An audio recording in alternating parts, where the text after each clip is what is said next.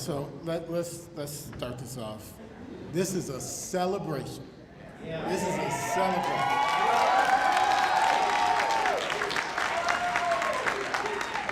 So I'm going to say it one more time, and you're going to say it back to me like we are celebrating. Good afternoon. Good afternoon. That's what I'm talking about. My name is Dr. Sean Huddleston, and I have both the privilege and the honor of serving as the 5th president of the Martin University.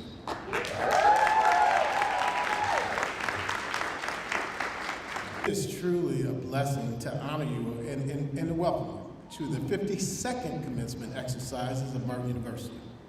Our graduates today will join many alumni who have had a day just like this and made their tomorrows even brighter. So you all, our graduates, you'll be graduating in a year that's marked with resilience, marked with tenacity, and marked with determination. So today, while it certainly is about celebrating what's behind you, it's really more about celebrating what's within you.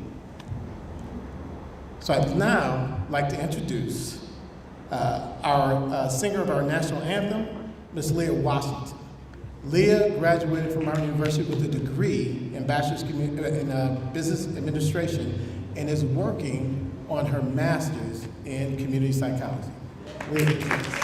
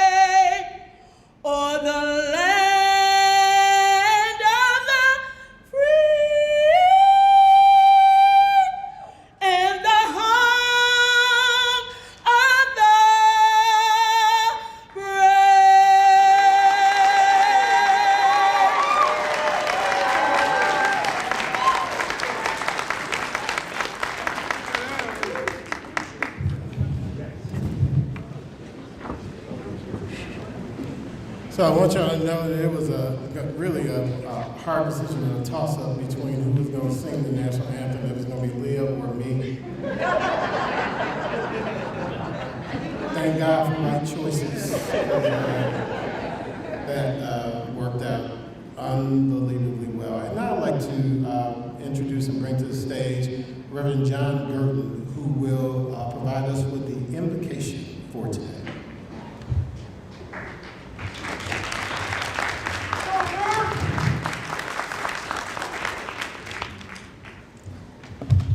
Praise the Lord. Praise the Lord.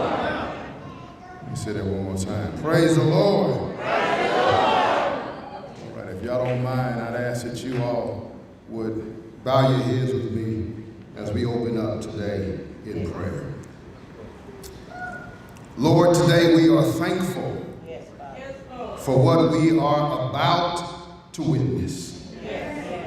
We come to you on today with gratitude for so many who have made this day possible because of what they've done and what they've said throughout the years.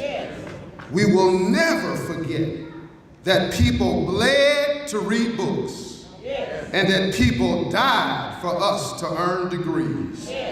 We will never forget that we are here because of the prayers of so many that whispered our names throughout the years.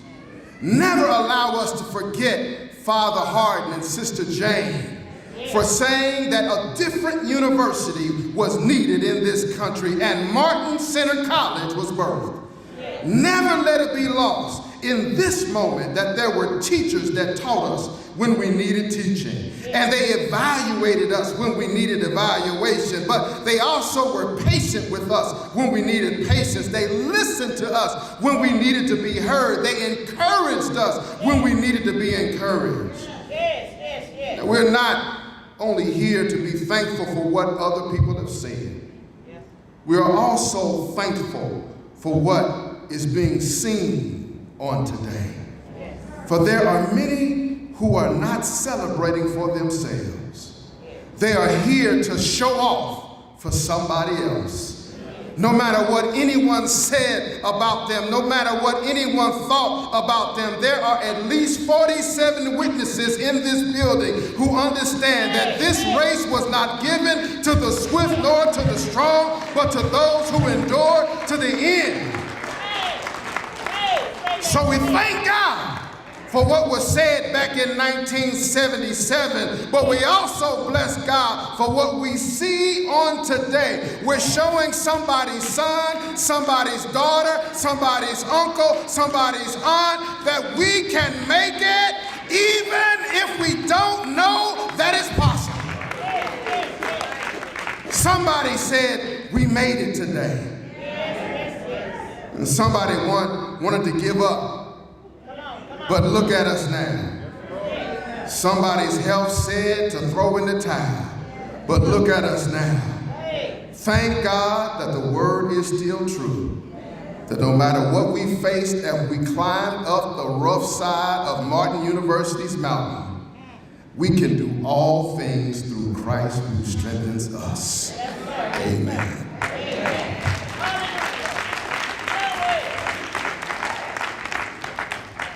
So in addition to being an outstanding pastor, as you see, Pastor G is also leads marketing communications for Martin University, and he is also an alumnus of the university. And he wanted to make sure that I told you after he gave that, please give him a round of applause.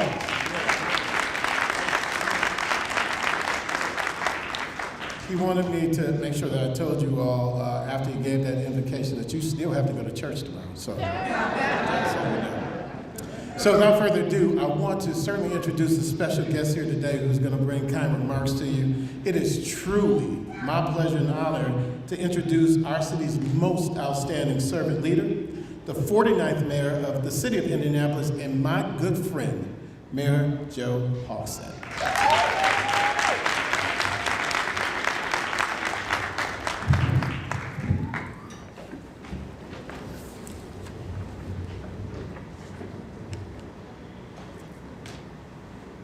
Dr. Huddleston, you are a dear friend. I don't know why you have me follow Pastor Gerton.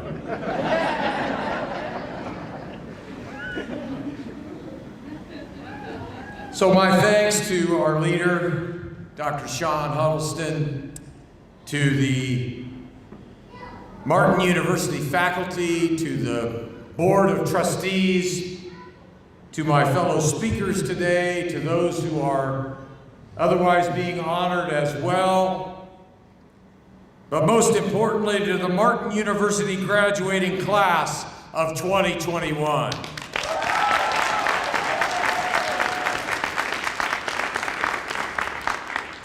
I have a vague recollection of those days. Graduating. And they're important. And they're special. And they are days of celebration and accomplishment. But there is a reason why this is called a commencement. As I tell any graduating class these days, I really don't know how you did it.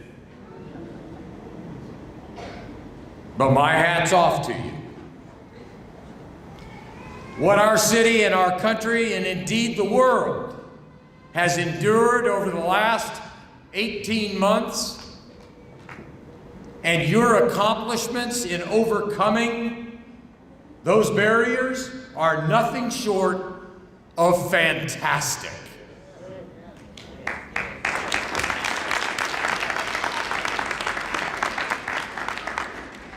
The commitment that you have shown to your educational achievement during what has probably been the most challenging time in our city's history. You know, we are celebrating our bicentennial this year. 200 years in the city of Indianapolis. I gotta tell you, this isn't the year I wanted, but this is the year we got. We shall overcome, and you have overcome.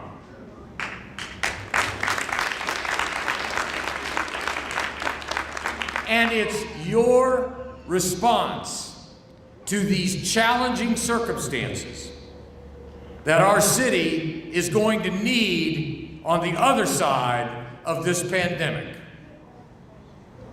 So the fact that you have undergone these challenges not only speaks volumes about you, but better prepares you as you walk out from these walls to take a leadership role in the city of Indianapolis.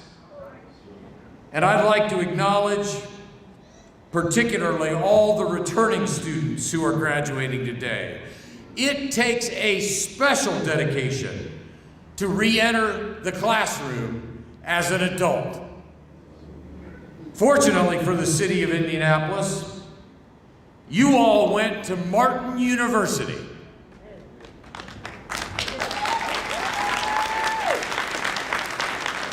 It is an institution that is a regular partner in so many ways with the most important community events.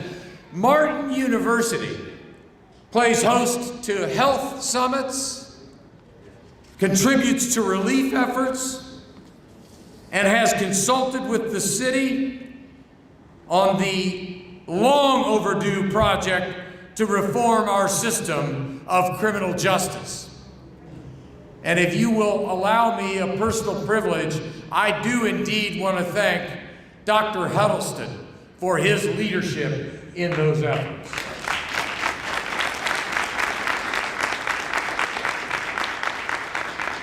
But most importantly, as our state's only predominantly black institution of higher learning, Martin University and the men and the women who attend here contribute to the badly needed diversification of so many workplaces throughout this city. With every class of Martin University graduates, our city is more accurately reflected in our institutions, in places like our schools, our system of healthcare, our systems at local government, in our tech landscape, and more. In short, because I do tend to be a bit long-winded from time to time, every class of Martin University graduates, this school accomplishes the noble mission set out by Father Hardin and Sister Jane. That mission a more welcoming, more equitable, more fair, more just, more peaceful, more prosperous Indianapolis.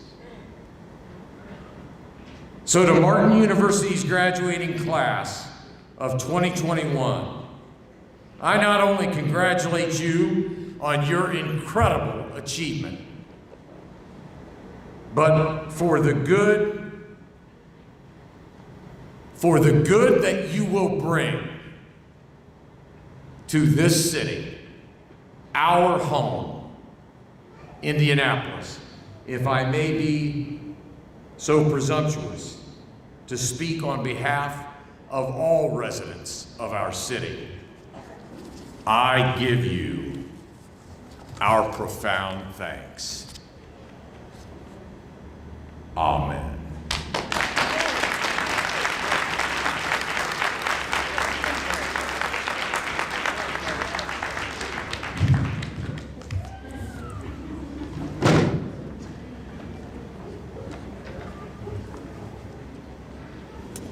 You know, we've been, first of all, I want to give my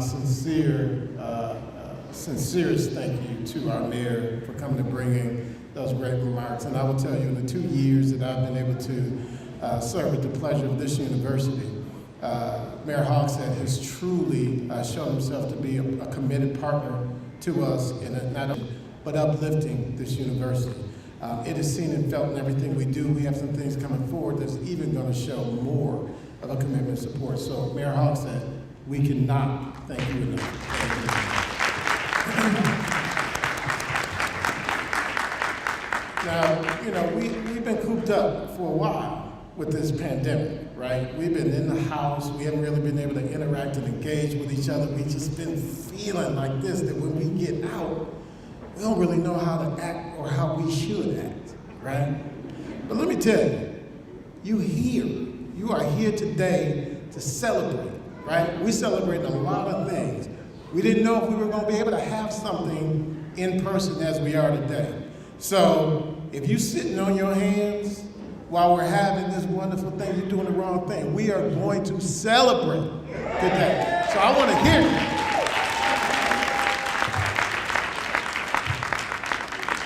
As we continue, I want to make sure that I bring acknowledgments to some extremely important people to this university, but to make this moment happen, have to be people who are dedicated and find our mission to be truly important. I first want to acknowledge a group of individuals who come together as a board, as a unit, to really provide guidance and support and to make way and get out of the way so that we can do the things that we do well.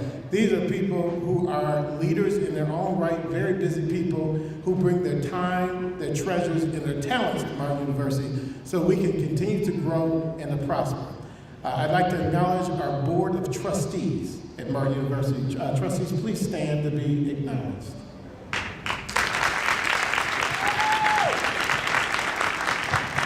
Thank you very much for your support and for your leadership.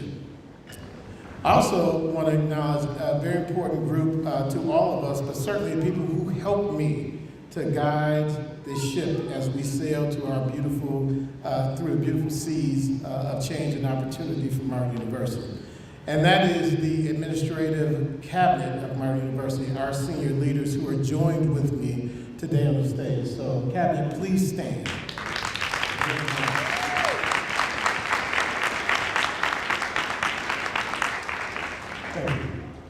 And certainly last but not least, in many respects most, we have to take a moment to acknowledge the people who played a very, very critical role in preparing our graduates for this moment, for getting you here and for making sure that this moment was always in front of you. There are men and women who are dedicated in leadership, in service, in scholarship, and in education. And they've stood before you time and time again in your classrooms to make sure you got it and to make sure you got it right. I would like to take this moment to recognize our unbelievable faculty at Martin University. Faculty, please stand.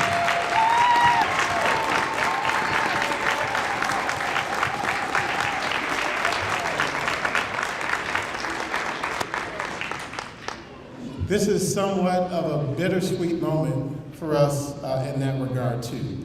There is one faculty member in particular who time and time again has embodied and demonstrated the spirit of our founders, Father Barnabas Harden, Sister Jane Schilling, the mission and purpose of Martin University. He has even made an acronym of what Martin University stands for, but he listens and he personifies what it means to truly be dedicated to the improvement in education of everyone.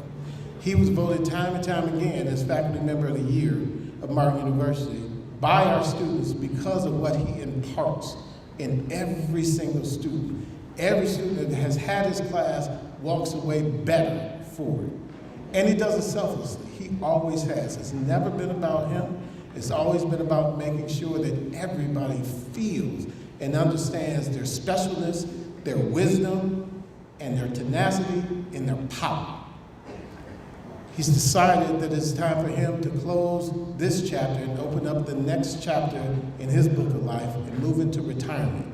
Continue being the servant leader that he's always been, but take some time for himself and to celebrate the deserving time that he has. He will be truly missed, but he won't be forgotten.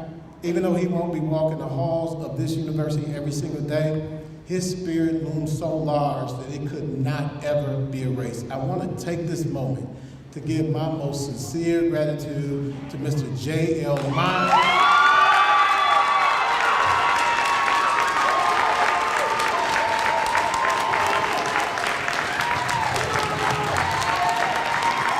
Keep it going, keep it going.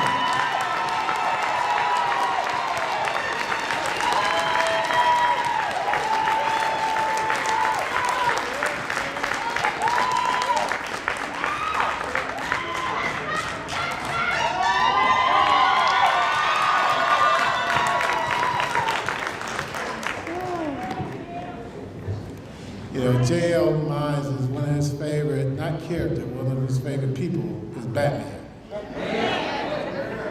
Because Batman was not born with any superpowers, but he made himself to be a superhero. I'd argue that J.L., I think he was born with any superpowers, but he is a superhero. So if you happen to be sleeping one night, you see a shadow of a bat in the sky, that's JL. All right.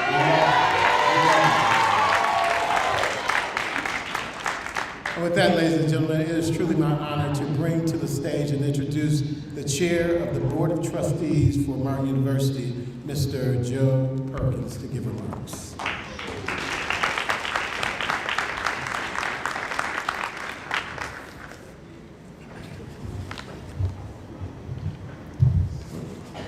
Thank you, Dr. Huddleston. As Dr. Huddleston said, I have the honor to serve as the chair of the Board of Trustees of Martin University. I want to extend a warm welcome to these commencement ceremonies. Our congratulations to the graduates and to those family members and friends who supported them on this educational journey. We trustees are honored to serve Martin because it is a special place, and there is nothing that reinforces that belief more than being present at commencement. Our founding president and vice president, Father Boniface Harden and Sister Jane Schilling, made sure that commencement at Martin was a special day. Today we continue that tradition. President Huddleston and Martin's staff continue the tradition of making sure that Martin's commencement is a beautiful and meaningful occasion. We are thankful for them and for the faculty who nurtured the talent that we see before us. Our founding president, Father Boniface Harden, the man whose picture adorns this wall over here, he had a fondness for liberal arts learning and for service to community. This led to an emphasis on programs at Martin which would produce self-knowledge, wisdom, and leadership skills in Martin graduates. Father Hardin believed that knowledge and wisdom were complementary.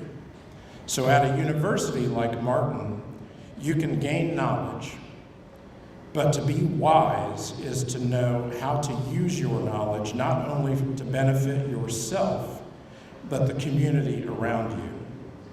So I like to think that if Father Hardin were here today, he might look out over this fine class of graduates and he would say, yes, you have learned a lot, but be sure to use it well.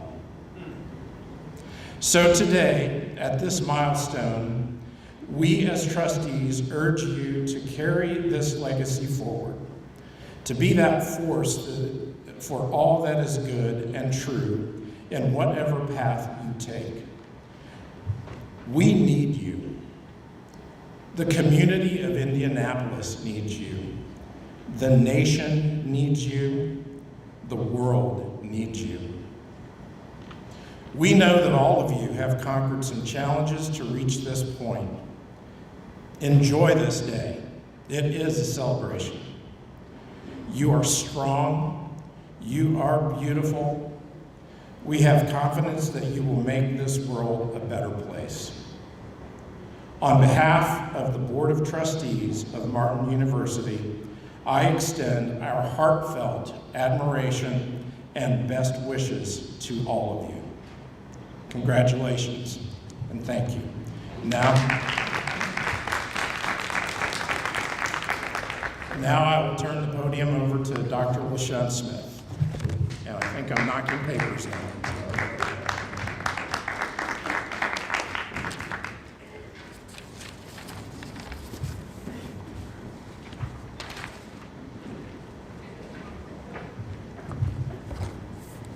Good afternoon. Welcome to the Martin University 52nd Graduation Commencement. We are here to celebrate the class of 2021.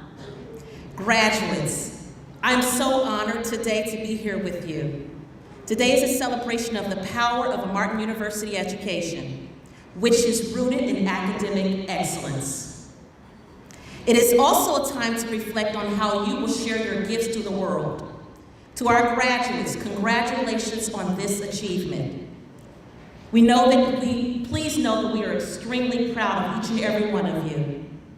Whether you continue your education for an advanced degree or whether you enter the workforce, it is my desire that you make a difference in the world. Reach for the moon, and even if you miss, you will be among the stars. Now I'm pleased to introduce our student speaker, Sandra Jones. Sandra Teresa Renee Jones was born in Indianapolis, Indiana. Sandra served in the Army National Guard and was released with an honorable discharge. Ms. Jones has worked 23 years for Raytheon Technologies, one of the leading aerospace companies in the United States. One of Sandra's pleasures in life is to serve as a U.S. soldier.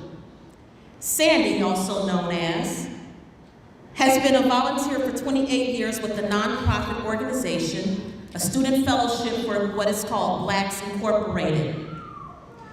This corporation is dedicated to awarding scholarships and grants to students of African American descendants. Their motto is giving dollars to Black scholars. And their mission is to produce leaders rather than followers. As of last year, the SBF has given $196,000 to qualifying students. Ms. Jones is the secretary for the Martindale, Arsenal, Hovey, Ralston, and Schofield residents, also known as Mars Foundation. This foundation is a group of neighbors coming together to help neighbors. The Mars Foundation provides various forms of assistance such as food, clothing, and bills remedies to members in this community. In December 2020, Sandra received her bachelor's degree in business management from Martin University. After graduation, Sandy will take this time to relax with her family and friends and work in her general store, which she owns and operates. Sandy loves roller skating, dancing, and helping others. She is a doting mother of 3 children and is blessed to have 7 grandchildren, of whom she is very proud. Please welcome Sandra.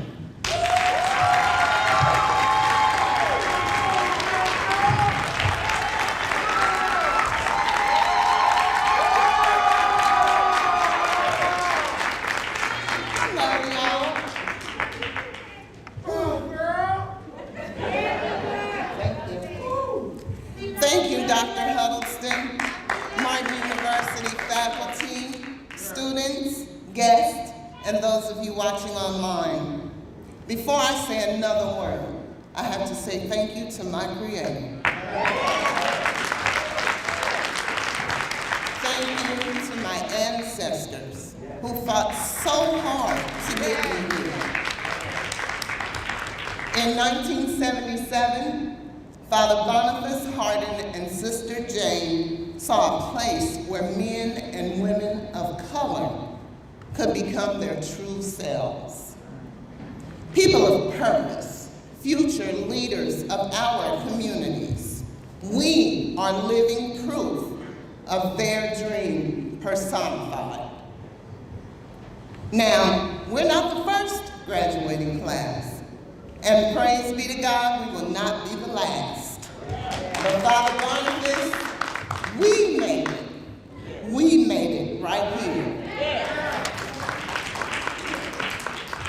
Dr. Ronnie Lee Hiller, Dr. Derek B. King, Professor Vivica Carter,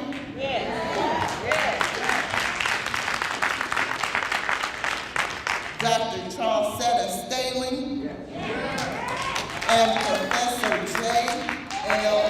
Miles.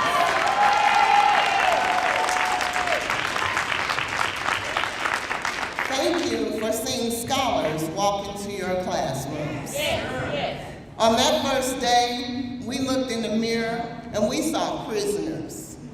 Prisoners of our surroundings, prisoners of our backgrounds, but you saw scholars. You saw men and women of substance, and you would not let us forget it.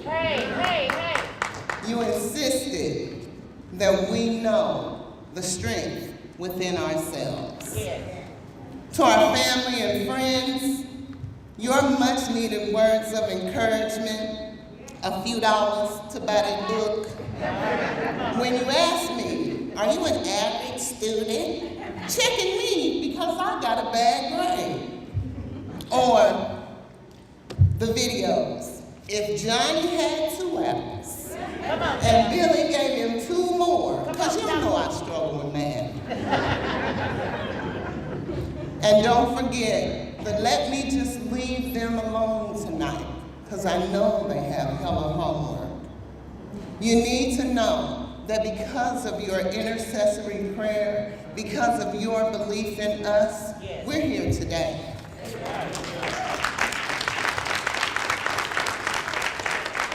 In my first class of my first semester, Professor Abdul Rahman presented the perfect question to the class.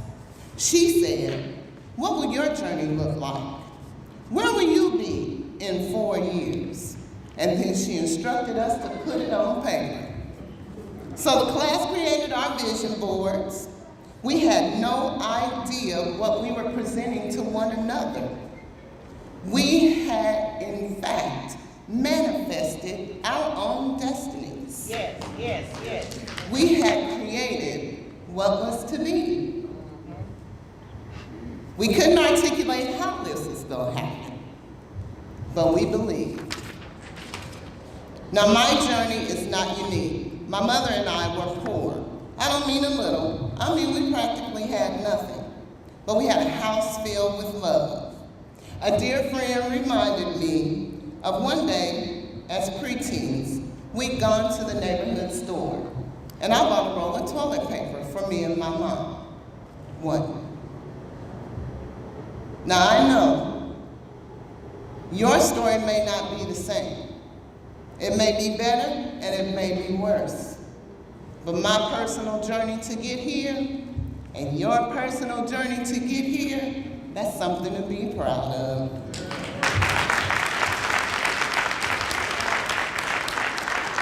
Working at 14 and a single mom at 19, I poured everything I had into my children. I wanted them to be smarter, more educated, and better equipped to live in this mean world. I gave them everything I could to have a better life and a chance at becoming more than what I saw in myself. I encouraged my children to go to college, and I hoped one day that I would be able to finish. But I really didn't see that happening. That was just me. Some of your stories are different. But look at you. Look at you. Just think of all the things that you've been through and all the obstacles that you've conquered. And know you are the GOATs. You are the greatest at this time. It's your turn to grab someone and pull them up with you so you can show them what up can be. During this last year, we lost family, we lost friends. COVID-19 is a beast. We lost faculty members, we lost classmates. It changed everything about our lives. Zoom, what? I'm at home, I have on my blazer, I got my hair in an updo, I have my stuff together. All the while, I have on pajama pants and fuzzy house slippers. If he don't mute his mic, why is he talking in the background and I can hear him? Mute his mic. Why, Lord, why do I have to learn math on a computer? Y'all know I need to be in Dr. Hathaway's face, asking him 90 questions. We all been there. However, we didn't lose sight of our dreams. We obtained our degree, and in times of great peril, we are instructed to look to the light. Some of us have been in the darkness for so long, we didn't know what light looked like until we got to Martin University.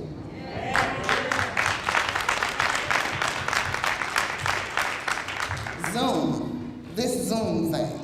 Some of our professors were learning Zoom along with us.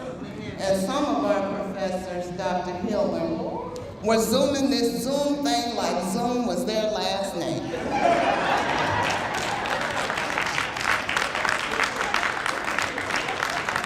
The professors and the students encouraged one another to continue the journey together. We held each other's virtual hands. Now we had to learn to stop, to take some time to be with our families. My day began at 6 and it ended at 10 when class was over. I had to manage time for my family, time to cook dinner, time to wash dishes. But today, as things are being lifted and changes are coming, we are standing in the light. We are now the light bringers, and we must forge on, and our charge is to create light for others to see and follow. When you look back on this journey, I want you to remember everything. All the good things, all the bad things. They want me to write an 8-page paper. Oh, wait. They want me to write a 25-page paper. Now, I just learned where all the classrooms are in this school, and we're doing everything online. I'm not going back. Okay. Our beginning was, we're going to have an all-school meeting. Why are you having this meeting at the same time I got class? I need to go to class. Also remember the lifelong friends you have made. And I have several in this class, and I love you dearly. And remember the camaraderie that we felt when we collaborated, as Dr. Hiller instructed us to do. I've struggled to find closing remarks, but God led me to a word that I have to pass down. John 10:10 has always been my favorite scripture because I always wanted a better life. Now, I stole this from one of my favorite pastors, so I'm going to try to do him justice. But class of 2021, hear me well. We started this journey together. We walked into the same elevator hoping to reach the penthouse floor of graduation. Some of us made it to the 10th floor. See, the 10th floor is where they pass out that student loan money. All the money that's left over after paying for tuition and books. All that money looked good. And whew, to pay it into the future just didn't seem right to some. They could only see that day. They couldn't see the promise of tomorrow. They were convinced to steal from their own future. Some of us made it to the 20th floor. See, the 20th floor is where we experience great trauma. Some of us had to get off the elevator, just for a while, with the hopes of making it back on at a later date. They were convinced to kill their own dream of the future. Even more of us made it to the 30th floor. On the 30th floor, the bosses got together and offered a promotion and a raise, and some students felt that this was enough. There was no more work need be done, and they left Martin behind. They were convinced to destroy their own dream of the future. Now y'all, you all sitting right here, you got off the elevator at the penthouse floor of graduation.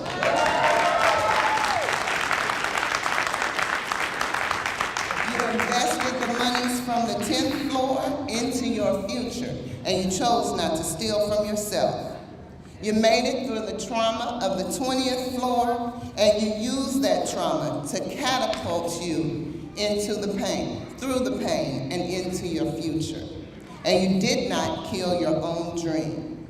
You even made it past the 30th floor.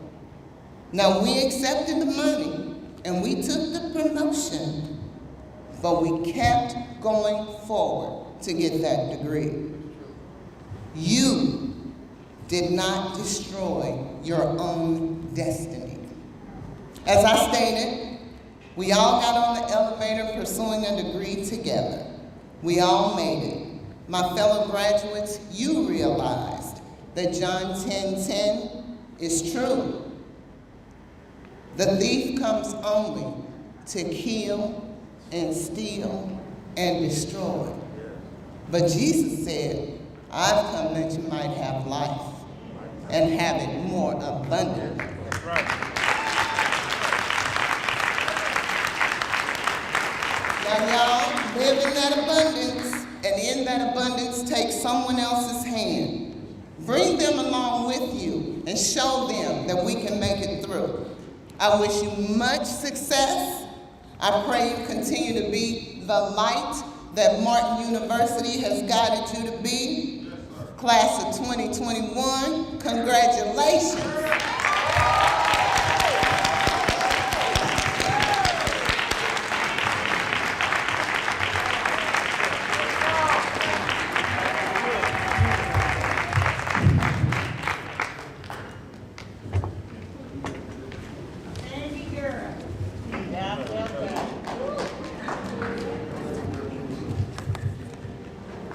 And can we please hear it one more time for Sandra Jones? Glad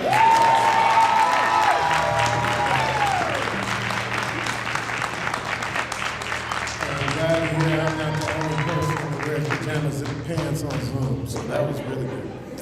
It is now my pleasure to bring back to the stage Miss Leah Washington, who will be singing the anthem and will be accompanied by Damon Dillon, who is on keyboards. Leah?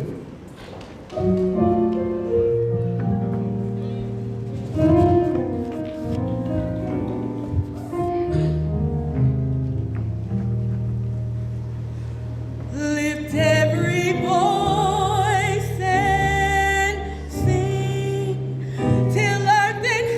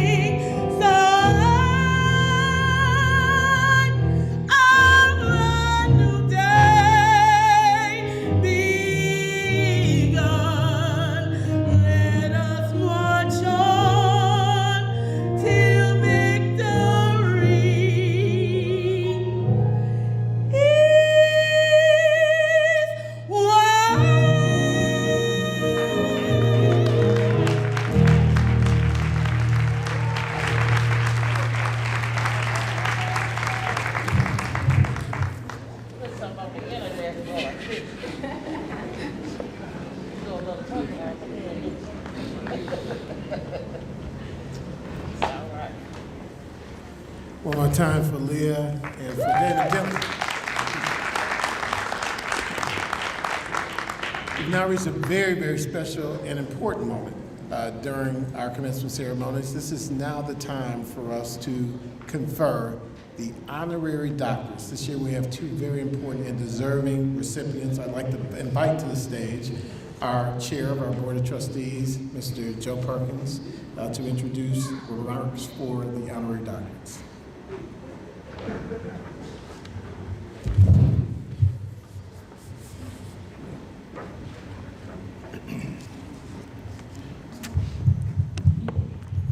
Thank you again, Dr. Huddleston.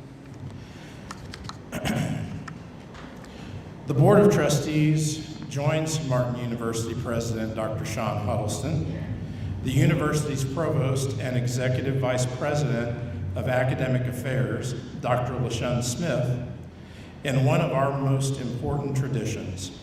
Today, we congratulate and honor two impressive recipients of honorary degrees from Martin University. The first honoree is Tamika Catchings. Many of you know Tamika as a world-class star athlete, but while she was setting record after record on the basketball court, she was just getting started. Tamika is a leader in the world of professional sports. She is a successful entrepreneur, and she is a philanthropist who helps children succeed in sports and academically. And she is an activist who is using her voice for positive social change. The second recipient is DuJuan McCoy. DuJuan is a native of Indianapolis, and he is one of the nation's leading CEOs in the broadcast industry. Under his leadership, television stations in small, medium, and large markets have grown financially, and they have become more engaged in their respective communities, including right here in Indianapolis. As the founder of Circle City Broadcasting, DuJuan continues to make an impact on his hometown and across the country. The honorary doctorate is the highest honor the university bestows to recognize distinguished accomplishments and service to humanity. The Board of Trustees, the Administrative Cabinet, and the faculty have chosen two very fitting recipients this year. Congratulations to Tamika Catchings and to DuJuan McCoy. Now, Dr. Huddleston will lead the hooding ceremony. Thank you.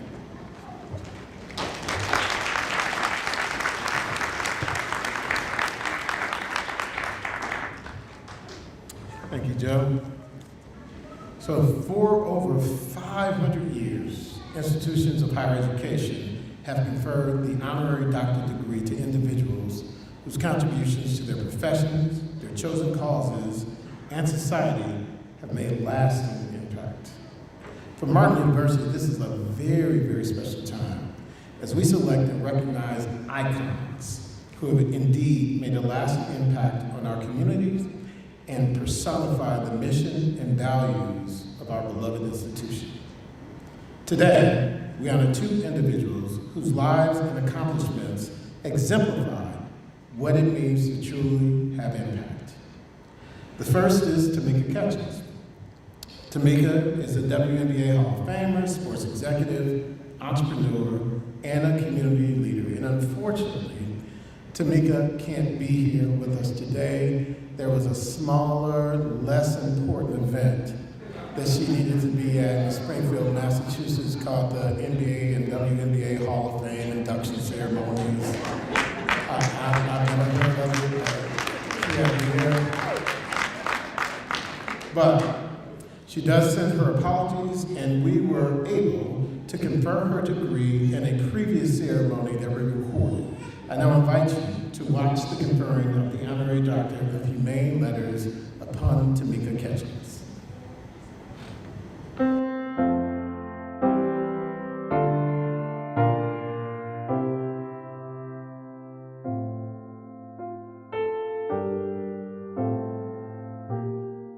Now it is truly my pleasure to invite Tamika Catchings to join me at the front of the stage to receive the Honorary Doctorate of Humane Letters. So this degree is given to individuals who demonstrate exemplary service and accomplishments in the areas of humanitarianism, social justice, scholarship and communication, history, philosophy, language, literature, and social sciences. So let me tell you a little bit about Tamika. Tamika Catchings was known as Indiana's Do Everything Forward, completing 16 seasons in the WNBA and stepping away from what was then her future Hall of Fame career following the 2016 season.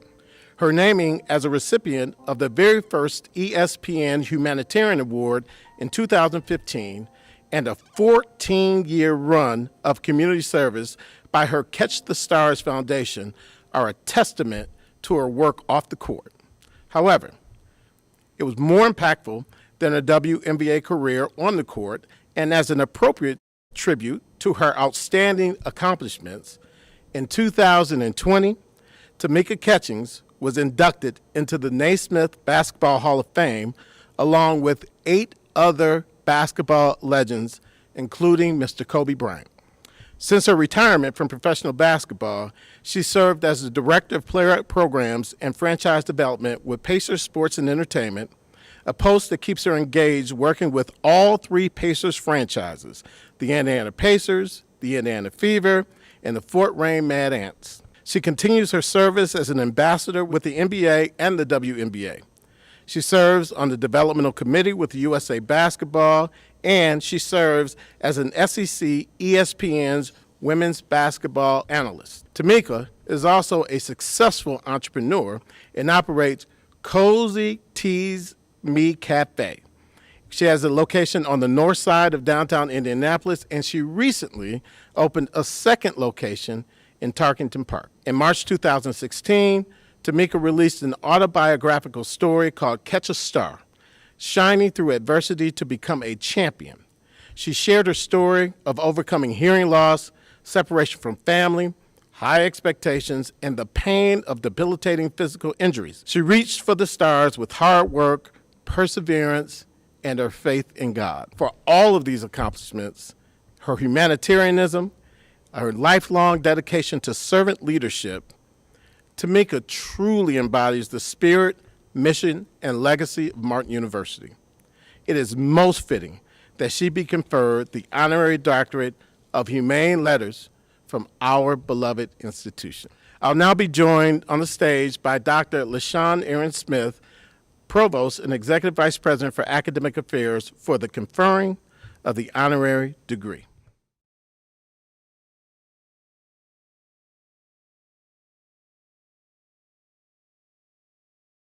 With the approval of the Board of Trustees, the faculty, and the administrative cabinet, I proudly present to you the Honorary Doctorate of Humane Letters for your outstanding lifetime accomplishments, your servant leadership, and your unwavering dedication to humankind. Thank you. Congratulations. Thank you.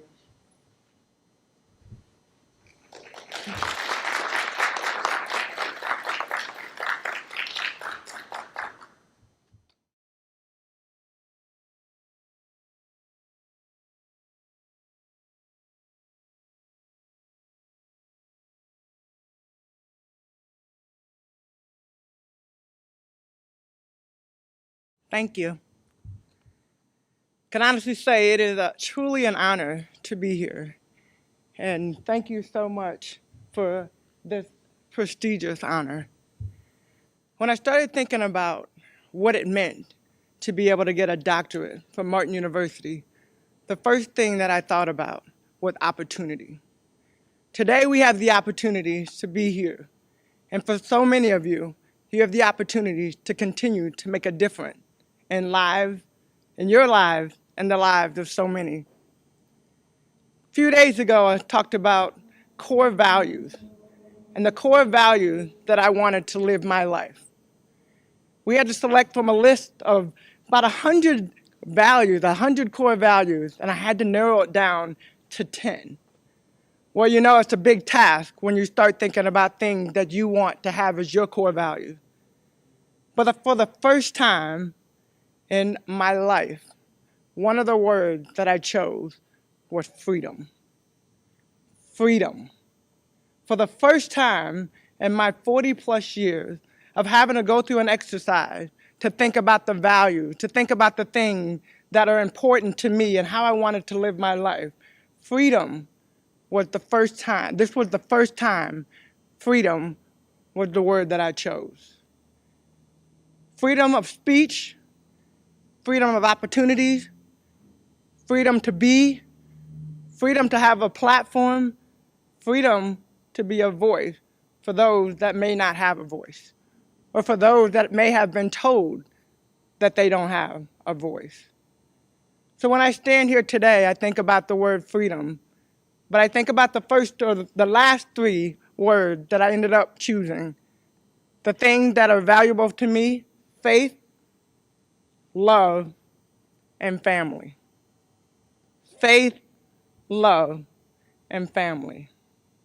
So when I received this award, it's about my faith and my parents instilling in me the quality to be able to give, to be able to use faith, and to be able to use the platform, and to be a service woman, a service man, alongside my parents, alongside my brothers, and now in the role that I'm in, alongside the amazing ladies that I get to be able to serve through the Indiana Fever.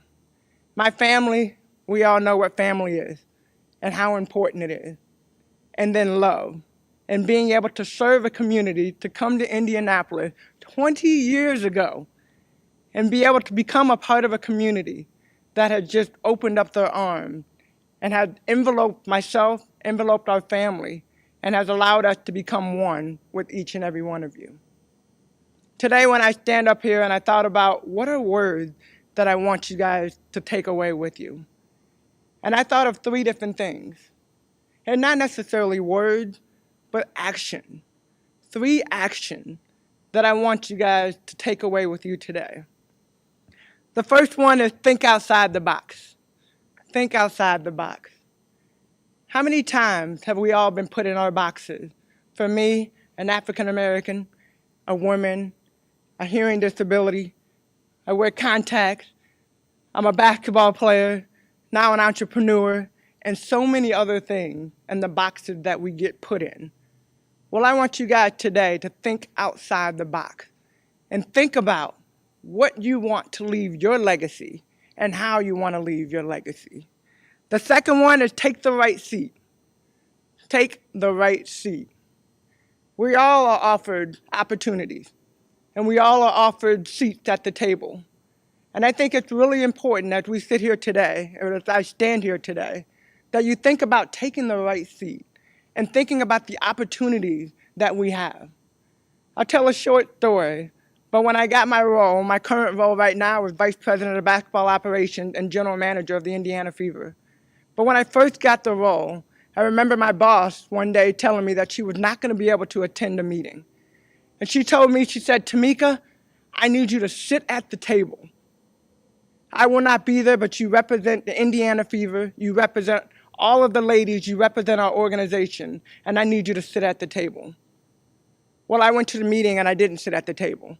I sat in my seat that I'm so comfortable sitting in, behind the scene, so that I could see everything that was going on, and I have everything in front of me. But in that moment, and in this moment, it's so much bigger than me sitting in my comfortable seat. As you guys graduate today and as you continue on with your life and you continue to go in the different directions that you go in, think about the seat, think about the opportunities, and think about, for you, sitting at the table, using your voice, and being an example for where you are. And the third but last and most important, not most important, but the third point that I will leave is don't be afraid to fly. If I could give myself advice, that young girl coming up, 3rd grade, 4th grade, and beyond, my advice to myself would be don't be afraid to fly. There have been a lot of opportunities, and there have been a lot of places to go. And I think for myself, I shut myself down and didn't give myself the opportunities to be able to fly.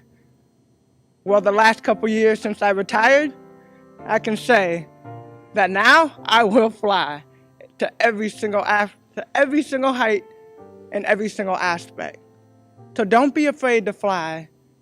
Live outside the box. Don't allow somebody to put you in the box. And make sure through every single opportunity that you take the right seat. And I say right seat because not every seat is for you. So make sure you take the right seat.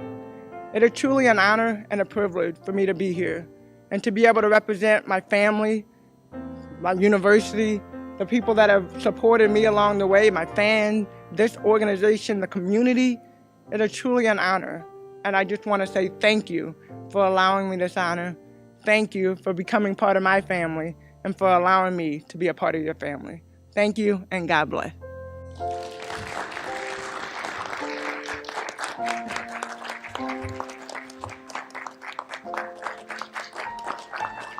To be with Tamika and to provide her with an honorary doctorate. And again, she is a member of the class of 2021 at Martin University. So you are joined by great company. I'd now like to invite our next honorary doctorate recipient to the stage to join me, and that is Mr. DuJuan McCoy to receive the honorary doctorate.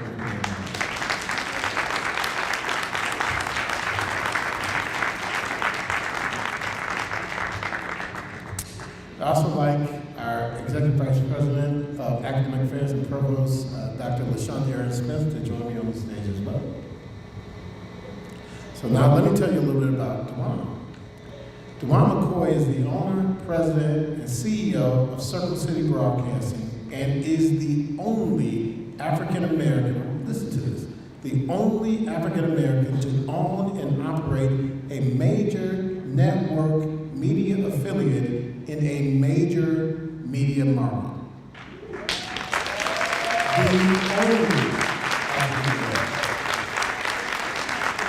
DuJuan is a native of Indianapolis, graduated from Ben Davis High School in 1985, and he continued his studies in the city, graduating from Butler University in 1989 with a Bachelor of Science in Business Administration with a concentration in marketing and sales.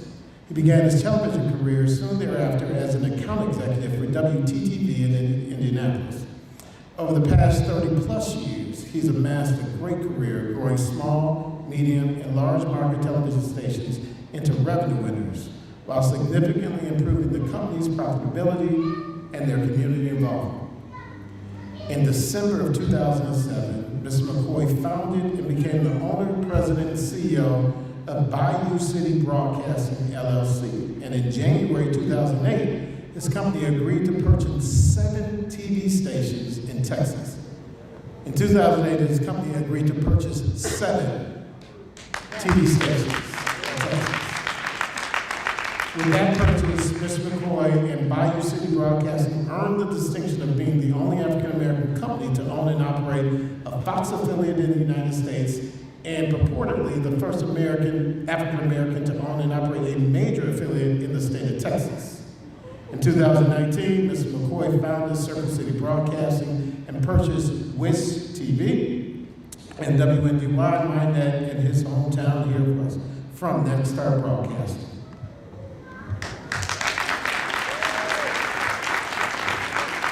I will tell you, when I was reading his bio, the only thing that came to my mind was, I gotta step my game up. So, DuJuan McCoy, with the approval of the Board of Trustees, the faculty, and the administrative cabinet, I proudly present to you the honorary doctorate of Humane Letters degree for your exemplary leadership, contributions to humanity, and culture and business, and your unwavering commitment to enriching the lives and communities of others. Please remove your hat.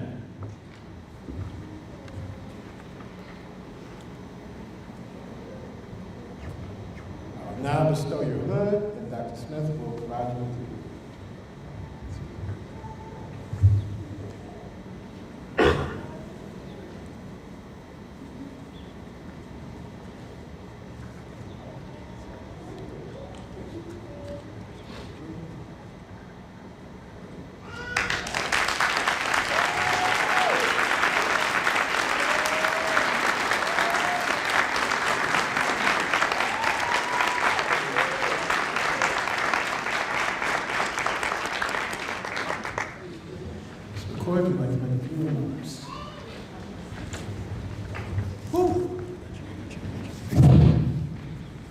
This is awesome. This is, can you hear me okay? This is a great honor and something that I never expected that I would receive in my life.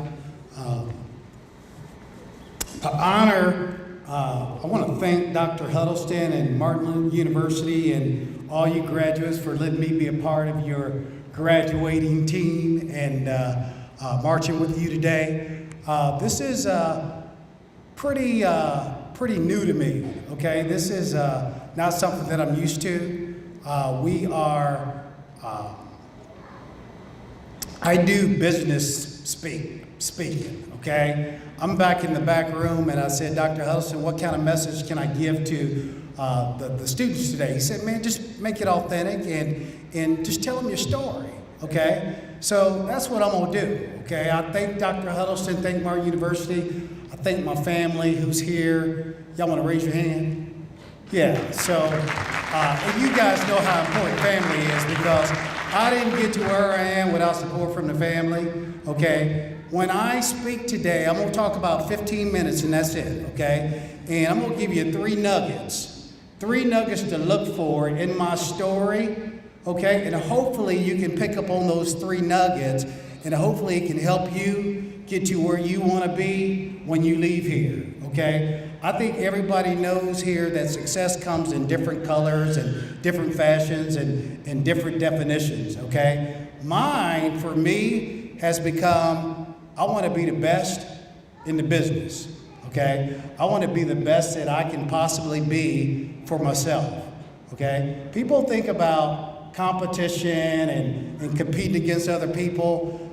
I learned early in my career, there's really just one person you're competing against. Y'all get it. Look at y'all. Y'all can finish my sentences. Y'all would fit well in my company, as Brian Harrington. When you can finish my thoughts, that's a beautiful thing. So the three nuggets that I want you guys to listen for when I tell my short story is training your brain. Training your brain to overcome adversity. Second is constant goal setting. Keep raising the bar for who? Y'all can finish my sentences. Keep raising the bar for yourself. And lastly, operate from a warrior mentality versus a victim mentality. I didn't get to the highest levels of media in this country by playing the victim role. I have been a victim, but I didn't let it stop me.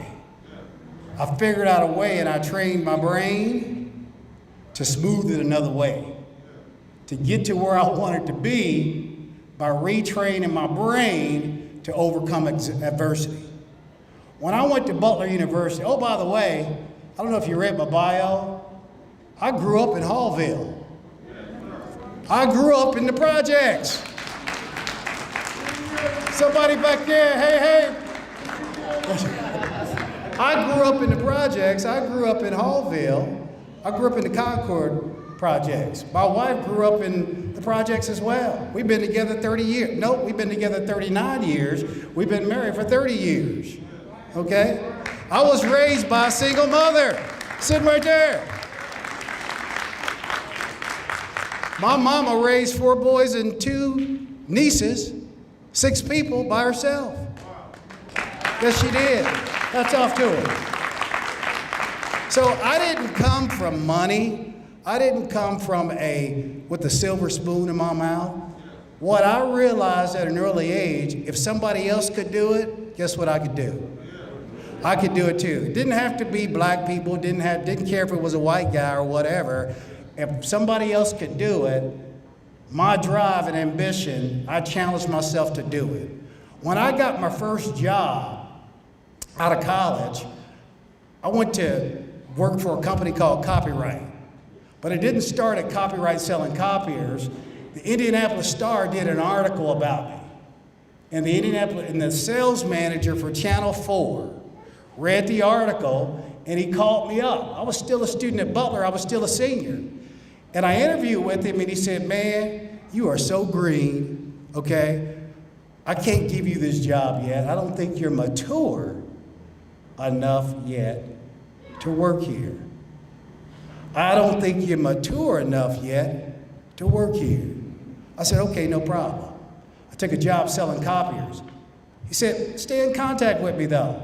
I was 22 years old. I stayed in contact with Bernie Sowers as I took my job selling copiers, because what I realized after I talked to him, that working for a TV station was sexy. Working for a TV station meant I could sell media. I could go to the Pacer games. I can go to the WNBA games and watch Tamika Catchings. I can go to Colts football games. I could go to IU basketball games back in the day. So I stayed in contact with Bernie. I took my job selling copiers for 6 months and went back, and he said, oh wow, I can't believe how much you've matured in 6 months. And I said to myself, wow, did I really mature that much? But I realized when I was at Butler University, I was big man on campus. I was BMOC at Butler University, and I thought I could be BMOC in my interviews in my first job, although I didn't even know how to work. I didn't even know how the workplace worked, okay? So I got some experience, went back to Bernie. Bernie said, can't believe how much you matured. I want to hire you. Will you start working for me in October? I was 22 years old. I said, absolutely, Bernie. I want to work for you.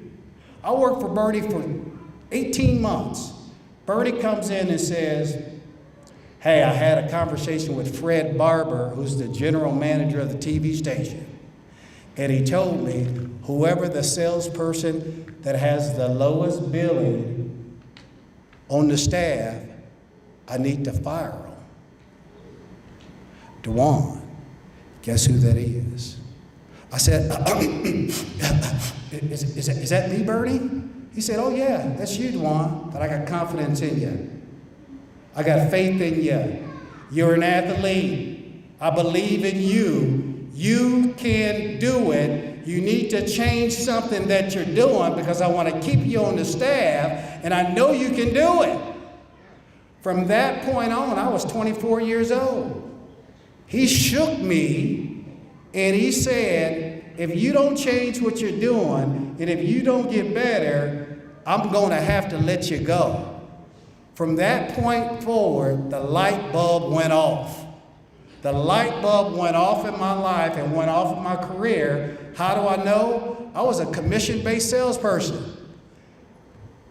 I doubled my income the next year. I doubled my income the next year. I used to tell my kids, some of older folks remember when you used to get the Social Security update on what your earnings were each year. I tell my kids that story. I show them the doubling of my income, okay? That's when I figured out the game. That's when I figured out the game in the workplace. So from that point forward, when Bernie told me what I need to do, I start becoming the best me, okay? Then all of a sudden, the station was sold. The station was sold to a guy by the name of Barry Baker. He was a white man, he was a Jewish man, and he came to my sales meeting when he took over the television stations, and he said, I need salespeople that want to make a lot of jack. That was back in 1992. Those were the words that Barry Baker was saying to all the salespeople. I said to myself, that guy is speaking to me. He's speaking my language, because I didn't know owners could use the words like jack when they're talking to the staff. I said, I want to be like that guy. Did you hear me? I want to be like that guy. He was 38 years old, I was 23. That was the moment in my career that I said, I want to own TV stations. As soon as I realized that, I started telling everybody, I want to own TV stations. I want to own TV stations. You know what they said? What they say? Can't do it.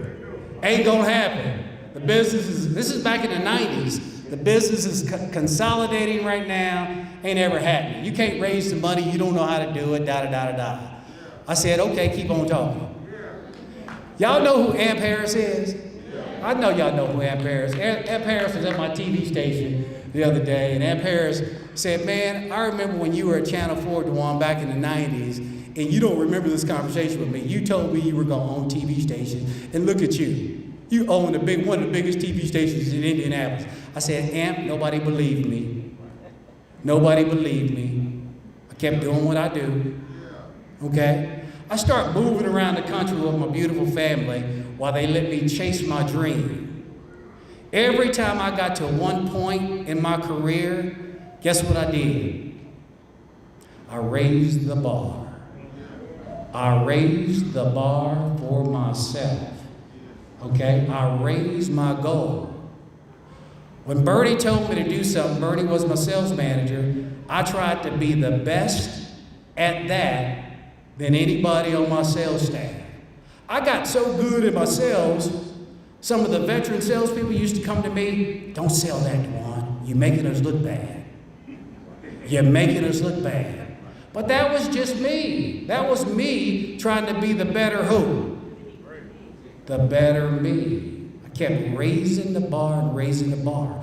Once I sold everything that they asked me to sell, I went to my managers, I said, hey, everything y'all asked me to do, I've done. I want to be a manager now. I want to be a manager now. And they said, oh, gave me the old him and a han, and him and a han, and him and a han, and him and a han, and him and a han didn't want to give you the management job, and so forth, okay? They promoted a guy and didn't hire me. I went to him, I said, wait a minute, I told you I wanted to be a manager, and you didn't even post the job.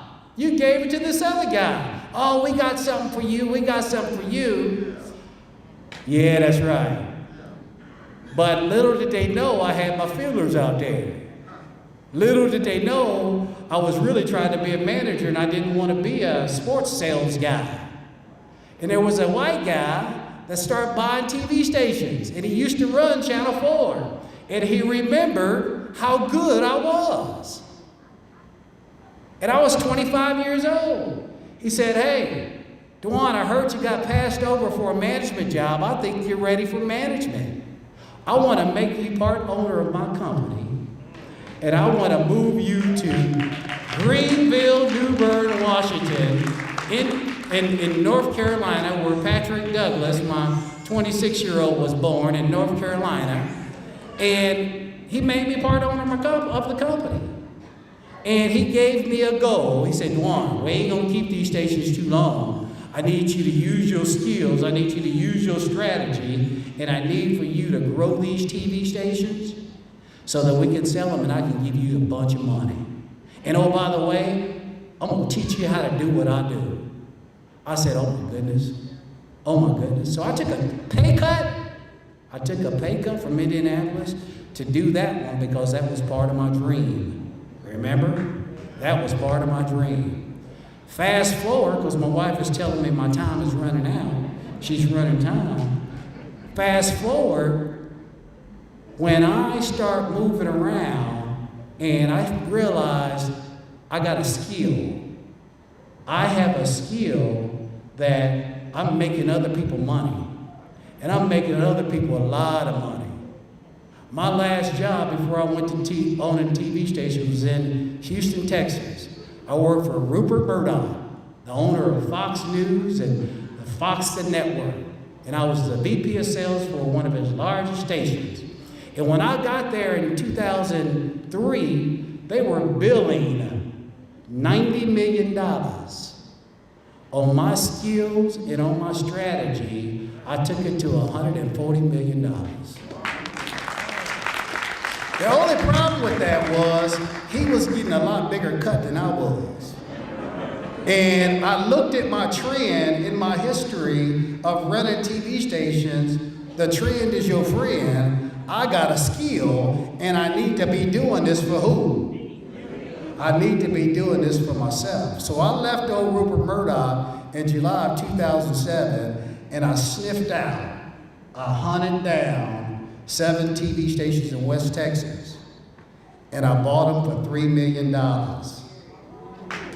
I figured out the game. Fast forward, I just don't know what it is about me, okay? But when people say, how do you do it? I operate from a warrior mentality. I train my brain to overcome adversity, and I keep raising the bar. Dr. Huddleston didn't tell you, I'm about to launch a network. I'm seeing how good I can be. When I say launch a network, I'm talking about launching a network like Fox News, like CNN, like MSNBC, and it's gonna be called the Multicultural News Network, MNN, and it's gonna be based here in Indianapolis, Indiana. So I'm happy. Thank you so much for letting me be a part of your graduation, and good luck to everybody.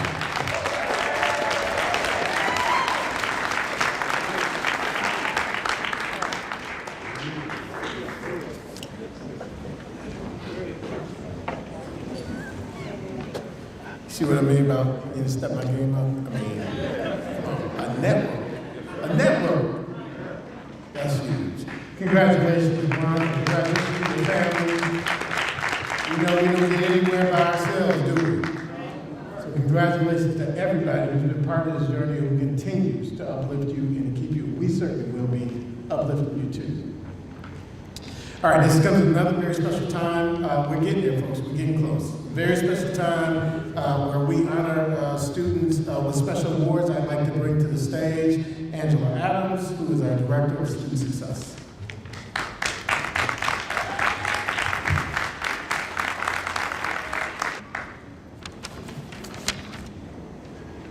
Good afternoon, everyone. And congratulations to the class of 21.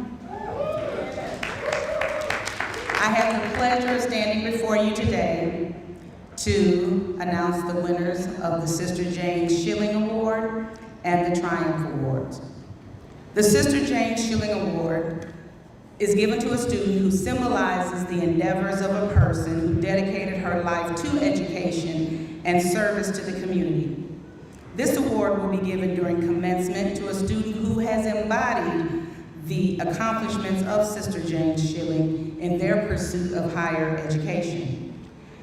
This award symbolizes and recognizes an undergraduate student who has consistently demonstrated, or a graduate student who has consistently demonstrated a dedication to serving and inspiring fellow Martin students in spite of personal challenges or situations.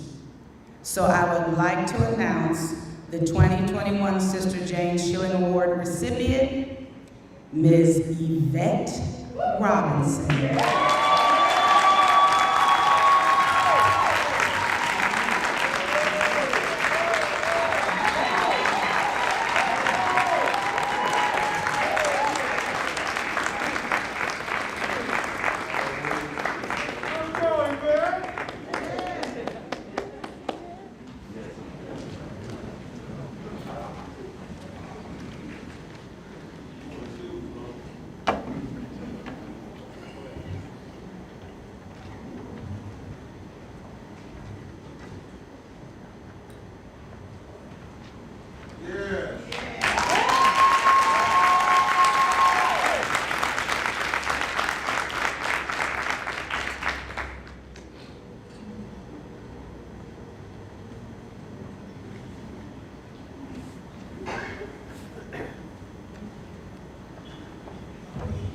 All right.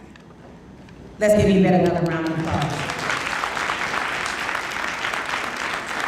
Next, the award recipients for the Triumph Award. These students have received the highest grade point average. The winners, which there are 2 of them, of the Triumph Award, the recipients, but it's a win, are, don't go too far, Miss Yvette Robinson and Mr. James Smith.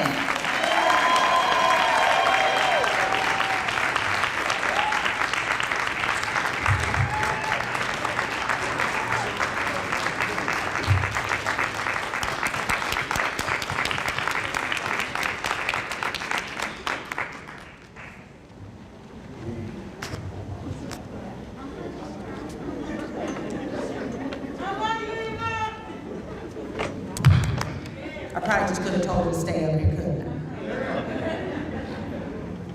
Can you hold them close?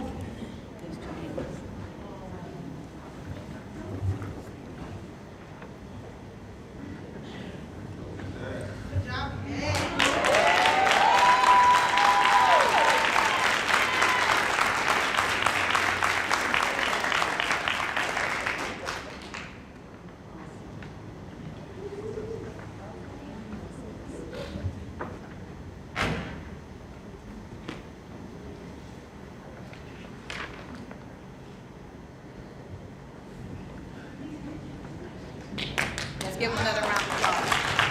Thank you very much.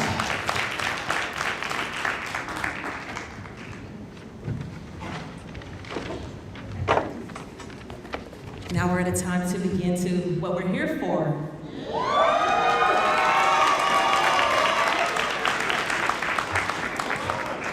Will the students in the Bachelor's of Science in Addiction Counseling please stand?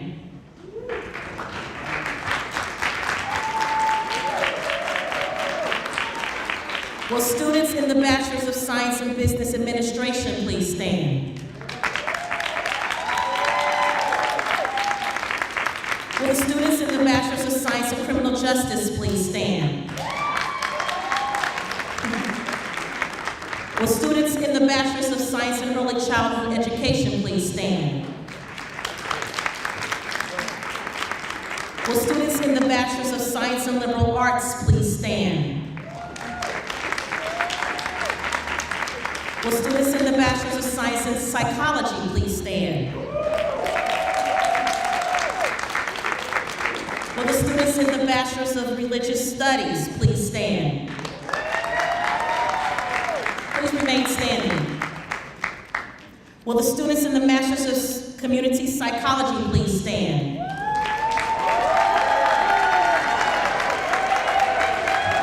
And will the students in the Master's of Arts in Urban Ministry please stand? It is my pleasure, Dr. Huddleston, that I present to you the class of 2021.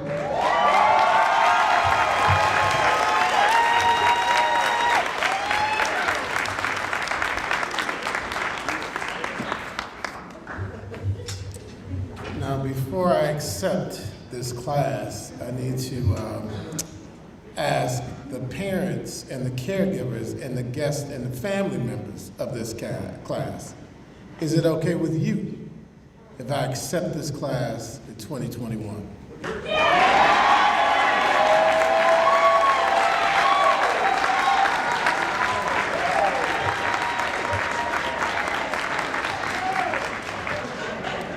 Class of 2021 at Martin University, it is absolutely my privilege to welcome you to the halls of college graduation and welcome you to Martin University as our latest class of graduates.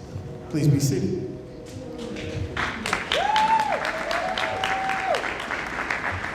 Before we commence with giving you your degrees and then moving to our final phase, which is our tassel ceremony, I just want to make a couple of comments. I won't be long, I promise. Have you ever heard of the kairotic moment? Kairotic moment. K-A-I-R-O-T-I-C, kairotic moment. It comes from an ancient Greek word called kairos. And kairos means the right, critical, and opportune moment of action. It's actually very connected with archery. And it was back when they were performing archery, whether it be for sport, for hunting, or even for war. It was that moment in time when the arrow was pulled back and the exact perfect moment of releasing that arrow occurred. Now, I've tried archery before, and if you've never tried it, what they do is they set up the target, and then about 3 feet behind the target are these bales of hay in case you miss the target. And all I knew about archery is what I saw on TV. So they gave me a bow and an arrow, and they said, shoot at the target, and you just gotta go retrieve your own arrows, right? And so you pull back, and you let go. But there's a whole process involved. You gotta worry about your breathing, and you gotta make sure that you're steady and that you let go right when you're breathing is at the right moment. And as you pull back on that arrow, it's stored up energy so that it can travel this distance. And if you don't do all those things at the exact right time, you miss the target. And then you gotta take the walk of shame past the target to the bales of hay, to grab your own arrows, to walk back. And when other people are stopping short of where you have to go because they hit their target, you have to keep on going because you missed that kairotic moment. This, folks, right here is one of your kairotic moments. It's the moment that you are going to be released to hit your target. So if you've ever been looking for a job and you saw that job description and it looked perfect, it looked like you could do everything, had done some of the things, and then you get to that part in the job description in the posting that it says, bachelor's degree required, master's degree required. And you had to keep on going past it. You are now released to take advantage of those things. Now, that is your kairotic moment. So walking across this stage was never your goal. Taking this education and this degree and doing what you started to do in the first place with it, that is your goal. Your kairotic moment was not when you applied to Martin University. It was when you decided to step in that class for the first time. Because when you apply, even when you register for classes, that's just like making a reservation at a restaurant. You don't get the meal until you go to the restaurant and eat the meal. Right. You all came here and you ate the meal. So now you are in the moment of time, the kairotic moment. And I'm going to tell you right now, a kairotic moment is not a moment of circumstance. It's not a moment when things just happen. It is a moment that you have been prepared for. Some people miss that moment. Some people watch the moment. They get stuck in analysis, paralysis. As my uncle used to say, they mildew when they should be barbecuing. It's that moment in time. And when you miss that moment, it either goes to somebody else or it just never comes back. And if it does come back, it never comes back the same. So in this kairotic moment, you have to decide for yourselves what you are going to do with it. What are you going to take from what you've learned at Martin University, what you learned from your journey to this point? Everything that you learned in your classroom certainly prepared you for the discipline you studied. But everything that you learned to get from classroom to classroom to this stage refers to what you learned about the journey and what it takes to run this race. There's no finish line here. There are milestones along the way, but there's no finish line. So what do you do next? How do you, as DuJuan McCoy said, how do you train your brain for victory? How do you get that warrior mentality? What do you do with this kairotic moment so that your arrow hits the target? I can't wait to find out. In the meantime, I couldn't be more proud, and congratulations once again.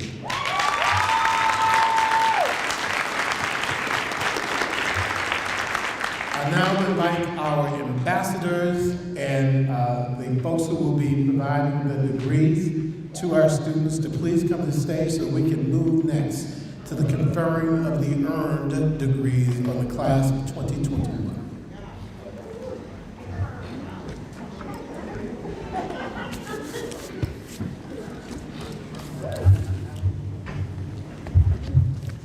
Crystal Brown, Master of Science, Community Psychology.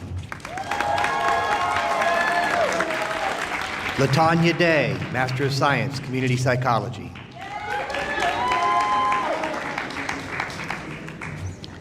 Kathy Harris, Master of Science, Community Psychology.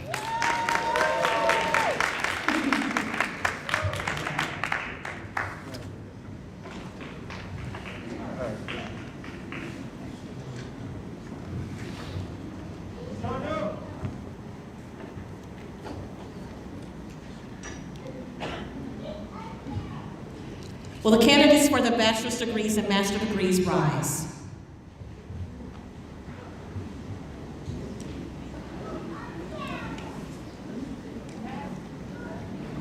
Will the candidates for bachelor's degrees and master's degrees please rise? Bachelor's and master's, all students.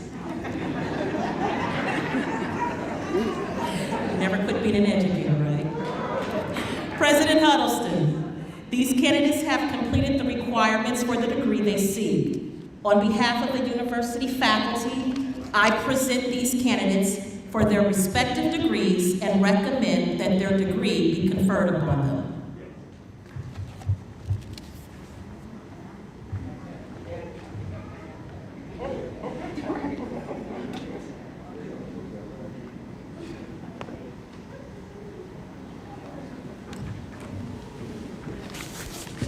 Nathan Hill, Master of Science, Community Psychology.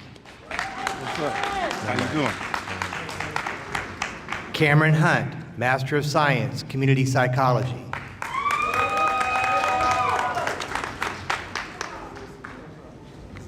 Rebecca Lungsford, Master of Science, Community Psychology.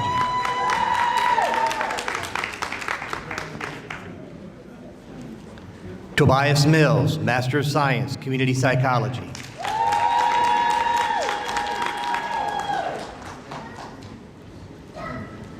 Vanessa Mize, Master of Arts, Urban Ministry Studies.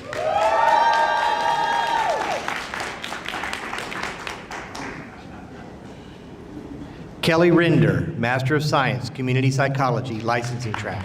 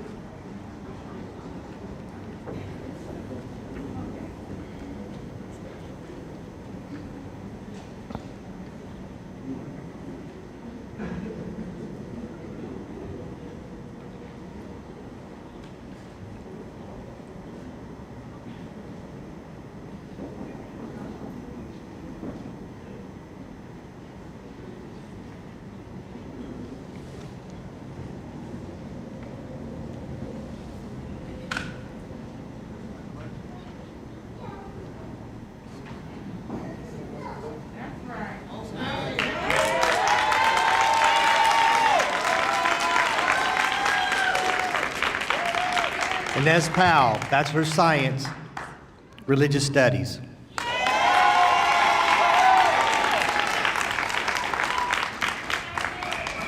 Melena Kieran, Master of Science, Community Psychology, licensing track.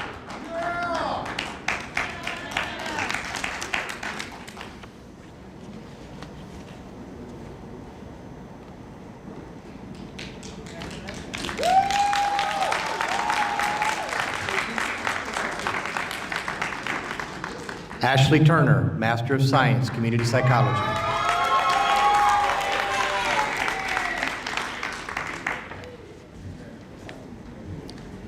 James Woodard, Master of Science, Community Psychology, licensing track.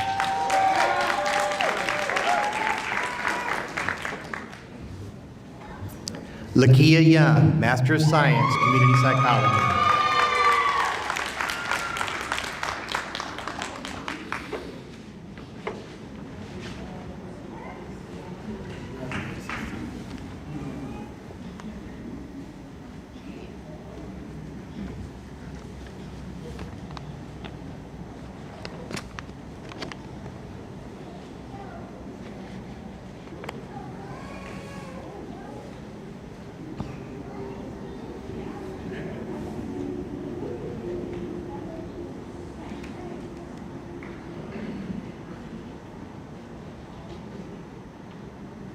The following persons will be receiving their bachelor's degrees. Tabitha Cheek, Bachelor of Science, Liberal Arts.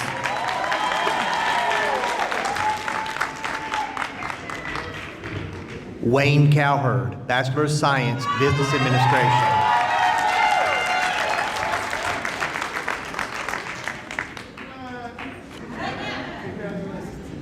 Steve Eccles, Bachelor of Science, Business Administration.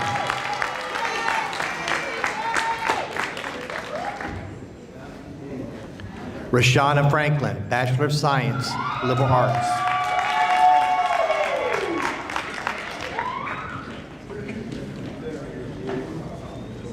Kiara Hollins, Bachelor of Science, Early Childhood Education, minor in Psychology, magna cum laude.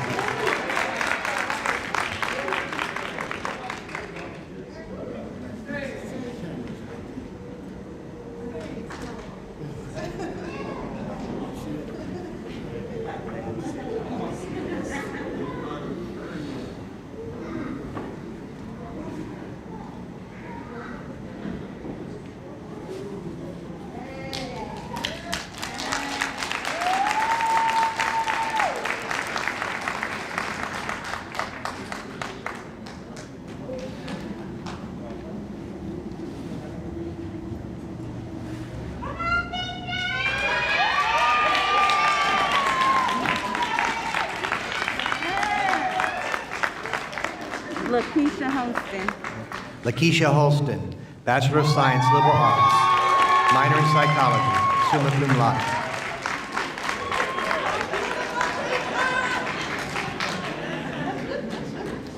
Quinae Johnson, Bachelor of Science, Criminal Justice, cum laude. Sandra Jones, Bachelor of Science, Business Administration, summa cum laude.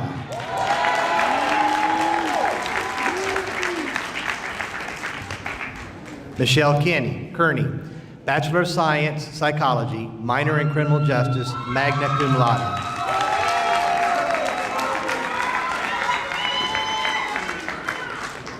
Danielle McGee, Bachelor of Science, Business Administration.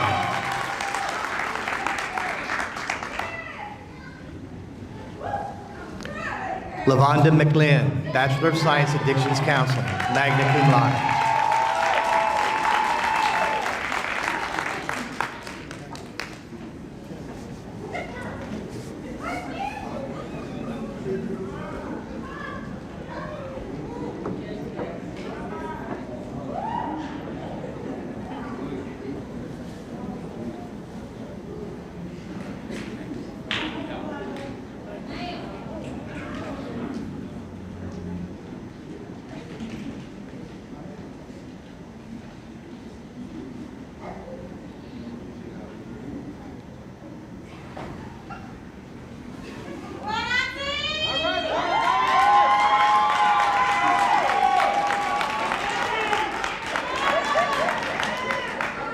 Jonathan Mitchell, Bachelor of Science, Psychology, minor in Addictions Counseling, cum laude.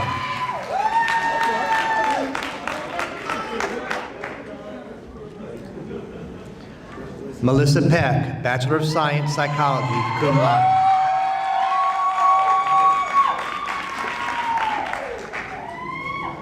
Yvette Robinson, Bachelor of Science, Criminal Justice, minor in Psychology, summa cum laude.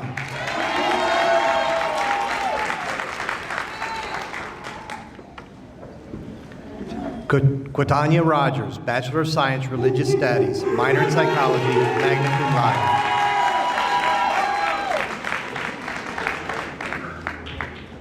Angeline Shotwell, Bachelor of Science, Addictions Counseling, minor in Psychology, cum laude.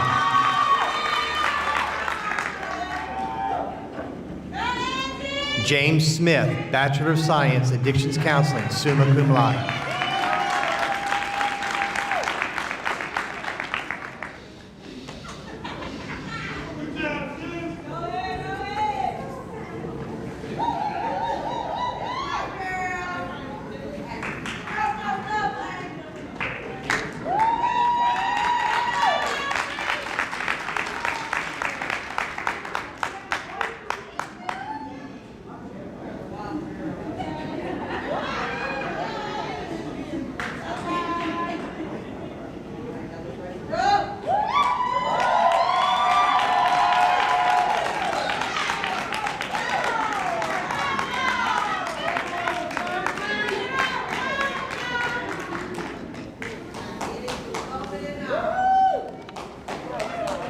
Valerie Stewart, Bachelor of Science, Religious Studies, minor in Psychology, magna cum laude.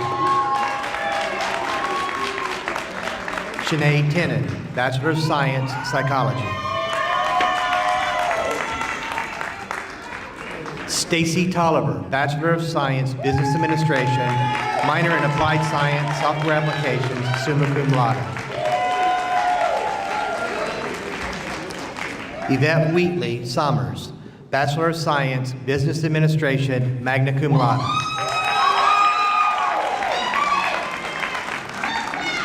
Percival Lee Woods, Bachelor of Science, Religious Studies, magna cum laude.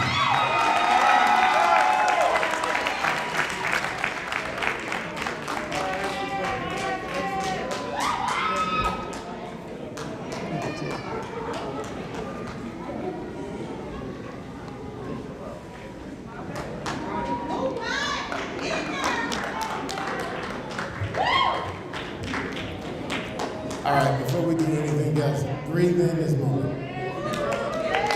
Breathe in your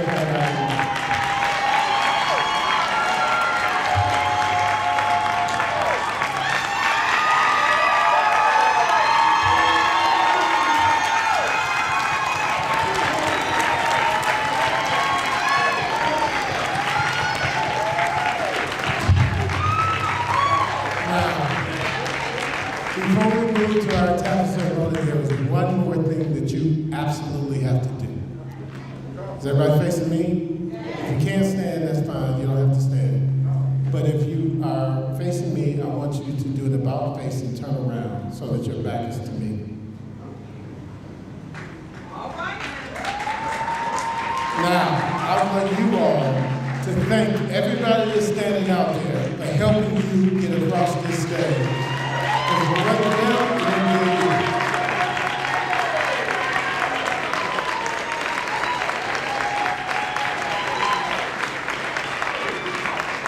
Okay, that's enough. Turn around. Okay, this comes the important time when you now officially become graduates of Martin University and move to the next phase, which is to be an alumni. I would like for you to take your tassels, and on the count of 3, we're going to move it from the right to the left. Ready? 1, 2, 3.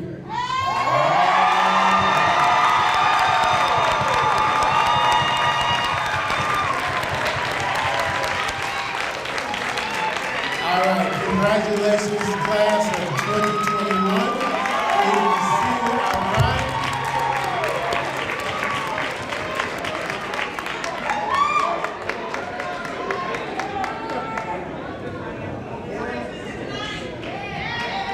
You can be seated.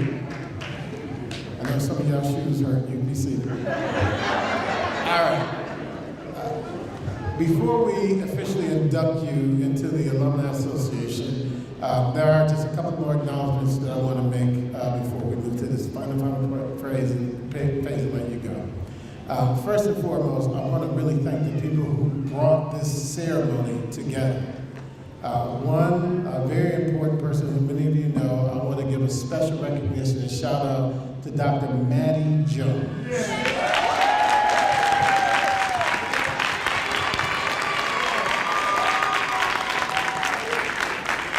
Dr. Jones helped to lead the planning committee, organize everything, and make sure you all had those beautiful kente cloth stoves and everything else to make sure. So, Maddie, we thank you so much. I also want to recognize our registrar, Sarah Fugarino.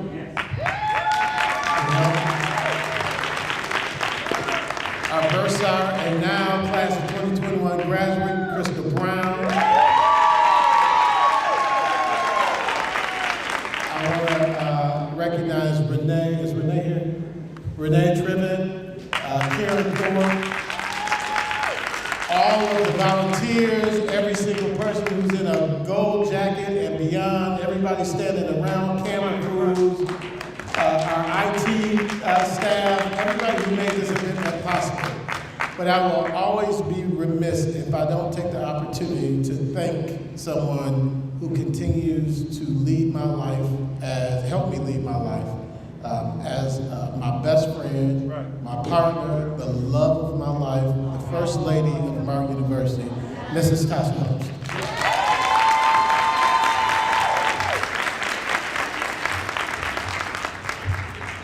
All right, we are about to enter this final phase. I want to invite to the stage Pastor Gurdon, Pastor John Gurdon, who will induct you into the Hall of Fame. Induct you. It's been a long day. He's going to induct you into the Alumni Association, and then he will provide the benediction and dismiss you.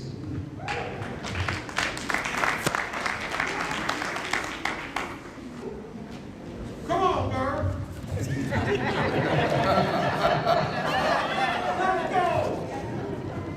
All right, y'all excited? All right, that's wonderful. Now, we practiced this yesterday. Y'all ready? All the graduates, please stand on your feet. Your work does not end here. This is a commencement, so that means it begins. And so let's get ready for the pledge into the Alumni Association of Martin University. On behalf of the Martin University Alumni Association, we would like to congratulate our 2021 graduates once again. Please give them a hand.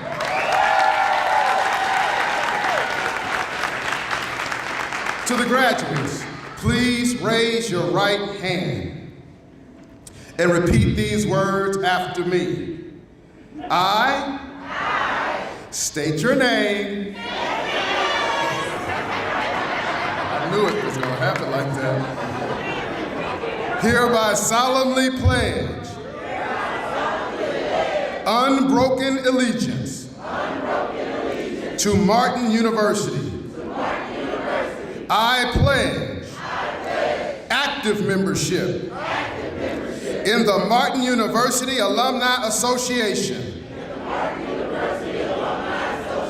Wherever I may be, through association with fellow alumni, I shall always do my best to uphold the ideals and traditions of my alma mater, Martin U. Put your hands together. You may be seated.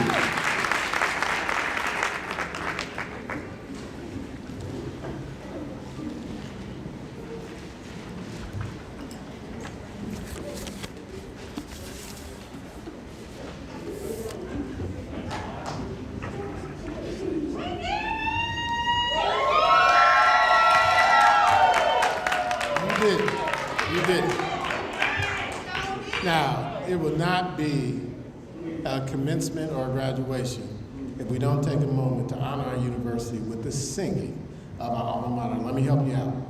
We have a recording that is going to play with some people who are going to sing it. So if you feel like lip syncing in this moment because you really don't know the song, you are going to be welcome to do that. After the alma mater, singing the alma mater, Reverend Gurdon will come up and give the benediction, and then we will have the recession, in which Reverend Gurdon will tell you how we will process out and exit.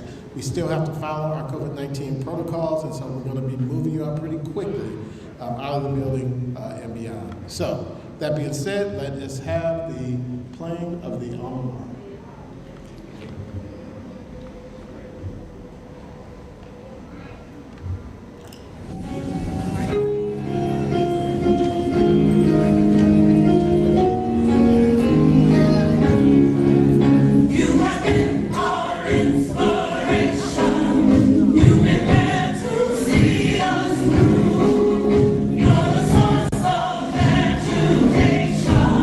We have found that Martin.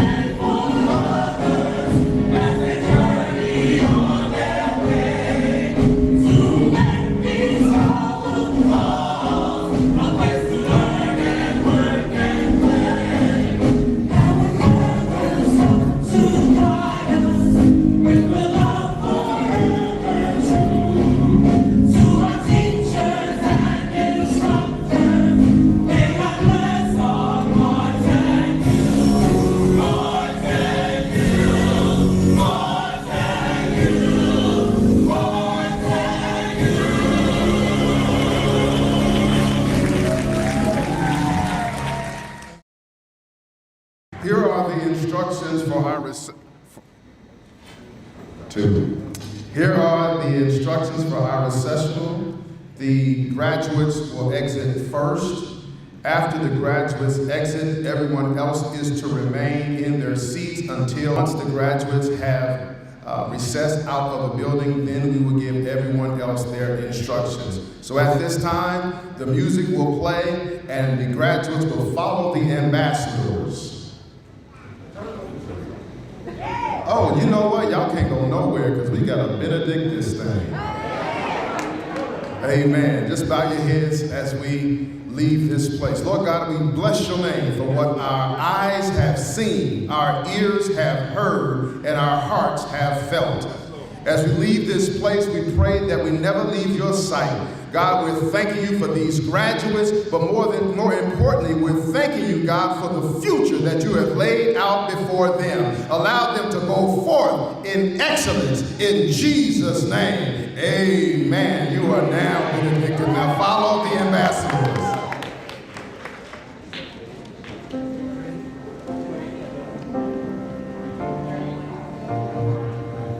Everyone else remain in your seats.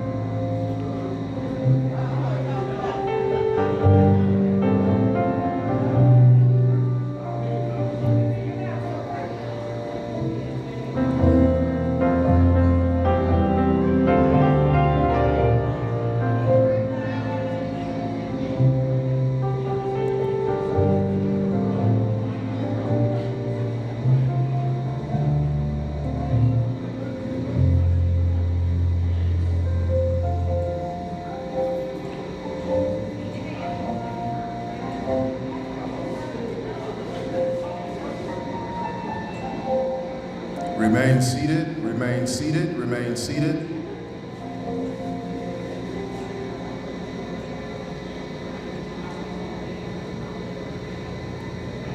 Remain seated.